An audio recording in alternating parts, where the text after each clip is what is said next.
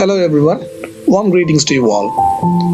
Today I'm going to explain one of the important basic topics in the course of animal physiology: signal transduction through neuromuscular junction. In the higher vertebrate animals, the nervous system is highly evolved and also has a complicated signaling mechanism. There are three kinds of neurons are involving for the signal reciprocation. They are sensory neurons, interneurons, and motor neurons. Our specialized sense organs senses the chemical and mechanical stimulations sent to the central nervous system through the sensory neurons. Central nervous system interprets the stimulation with already existing memory and send the signals to the target organs through the motor neurons. This coordinated action makes the organism to reciprocate according to the signals given from the external environment. Neurons usually transmits impulses as action potential. So one neuron sends the action potential to another neuron. This series of transfer of action potential lead to transmit the signals from different parts to the central nervous system and vice versa. But importantly, the skeletal muscle has to act. Only then the stimulation can be fulfilled. Nerve impulses, also known as action potential, travels from the brain or from the spinal cord to trigger the contraction of the skeletal muscles. An action potential propagates down the motor neurons to the skeletal muscle fibers.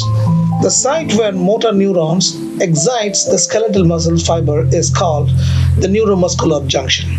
This junction is a chemical synapse consisting of the point of contact between axon terminals of the motor neurons and the end plate of the skeletal muscle fibers.